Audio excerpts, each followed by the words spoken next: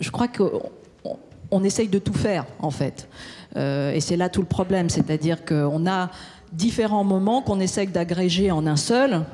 La délibération, la réflexion, la construction d'un programme qui, bien évidemment, nécessite les sciences humaines, la philosophie et la construction au long cours. Et puis, de l'autre côté, les stratégies de communication, les stratégies de construction de notoriété, la conquête du pouvoir. Et on veut faire tout ça en même temps parce que, enfin en tout cas Nouvelle Donne veut faire tout ça en même temps parce que le temps court, le temps presse, etc., etc. Et bien évidemment, le temps de la conquête n'est pas celui du grand argumentaire philosophique. C'est d'une évidence, hélas, terrible. Bon, plusieurs choses. Pourquoi je vais aller aussi de ma petite analyse, mais qui va sensiblement dans le même sens. Pourquoi il n'y a pas un Podemos français ? Je dirais plusieurs choses, parce que c'est vrai que les dernières élections, elles sont terribles. Hein. Elles sont terribles dans la mesure où rien n'est nouveau en termes de réaction. L'abstention, on connaît depuis longtemps. Le vote FN, on connaît depuis longtemps. Le dernier petit sursaut républicain, parce que quand même, c'est pas possible, on connaît. Donc on a eu ces trois réactions-là, rien de nouveau sous le soleil, alors qu'on a un phénomène de déclassement, de paupérisation, etc.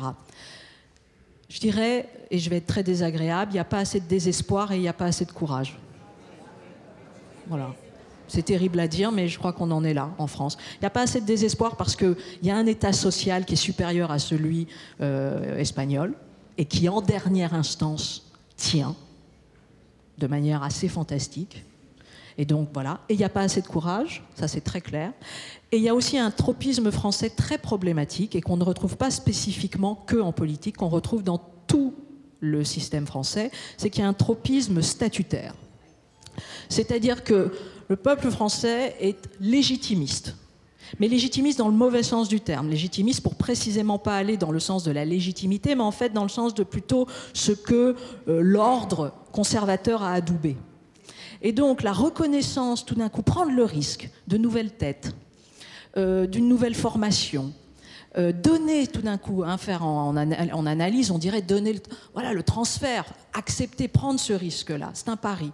Et là, personne ne bouge, on va vers soit les vieilles lunes, soit vers le dénigrement des vieilles lunes, qui est la même chose. Et ça, c'est vraiment problématique. Et il y a eu plus de désespoir, sans doute, en Espagne, sans doute plus de courage aussi à un moment donné, un pari, moins de tropisme statutaire, qui est problématique, hein, parce que faire émerger un nouveau parti n'est pas simple. Et effectivement, la dialectique légitimité et efficacité, elle est terrible. Plus vous voulez qu'un parti soit légitime, moins il est efficace.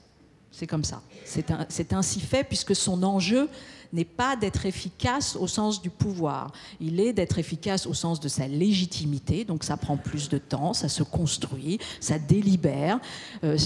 Voilà. Donc, mais effectivement, et bien évidemment, de la même façon, plus vous voulez être efficace et dans une stratégie de pouvoir, très souvent, moins vous serez légitime dans... Voilà. Et Nouvelle Donne, c'est confronté à ça. La différence entre les indignés et Podemos, c'est un petit peu la différence qui a été tentée entre le collectif Roosevelt et Nouvelle Donne. Un petit peu, même si, très clairement, il n'y a pas eu non plus cette popularisation, comme il y avait eu pour les indignés, on ne l'a pas eu en France. Hein, il n'y a pas cette...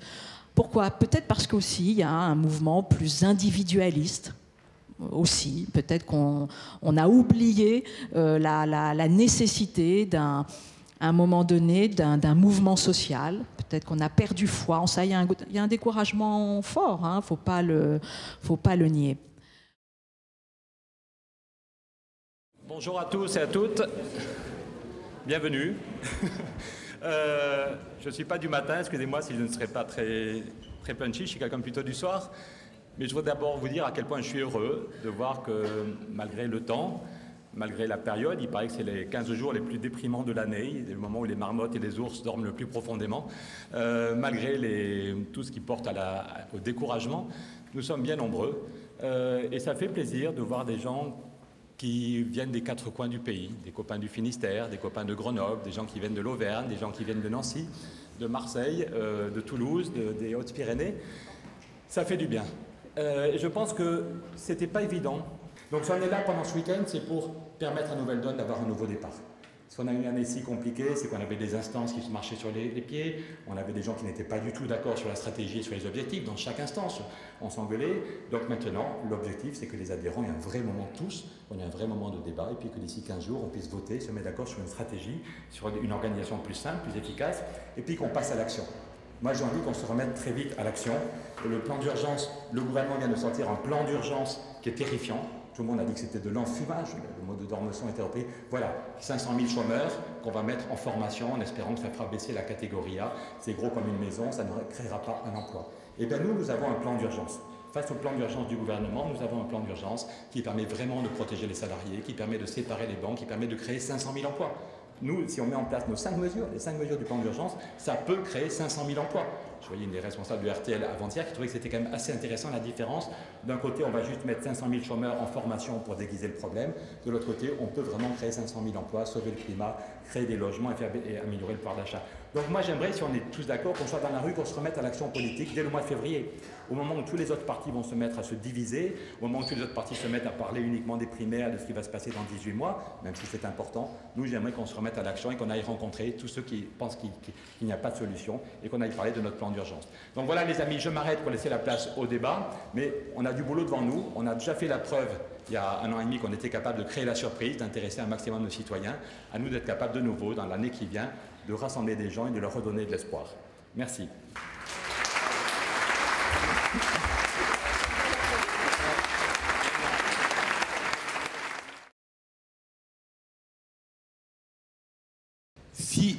Si on comprend du même coup, du point de vue des stratégies positives, qu'on ne peut combattre le fondamentalisme identitaire que si on attaque le fondamentalisme marchand, parce que sinon, les mêmes causes produisant les mêmes effets, les vaincus du fondamentalisme marchand, soit à l'intérieur de nos propres sociétés, les outsiders, les classes ouvrières, l'ensemble des acteurs qui ne sont ni reconnus, ni inscrits dans une histoire qui fait sens, mais c'est tout aussi vrai au niveau mondial.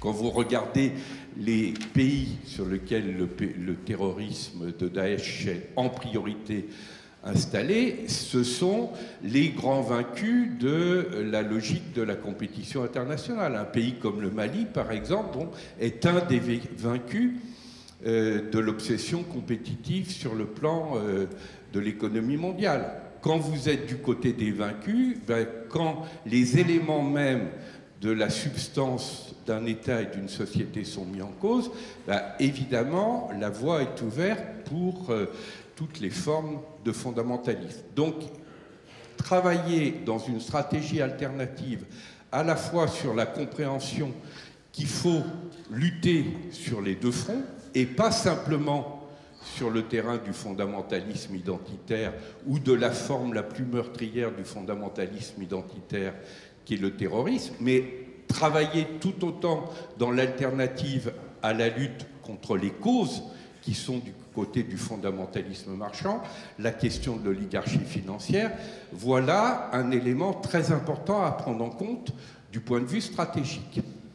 Ensuite, il y a faire vivre la partie des potentialités positives que représente la mondialité, la libération d'une partie considérable du temps de travail, mais qui s'ouvre vers la capacité à développer des logiques de l'œuvre ou du travail choisi. Si vous reprenez par exemple le sens initial du mot métier, qui est un mot très fort, qui est inventé par le compagnonnage au XIIe siècle à partir de la contraction de deux mots latins, le ministère et le mystère. Donc un métier, c'est pas un job, c'est quelque chose de beaucoup plus important qu'un job ou un emploi. C'est un ministère mystérieux, c'est ce qui fait qu'un être humain a le sentiment d'être dans son axe de vie. C'est la possibilité de traiter la question, non pas de l'état civil, que faites-vous dans la vie, mais la question infiniment plus passionnante, que faisons-nous de notre vie ?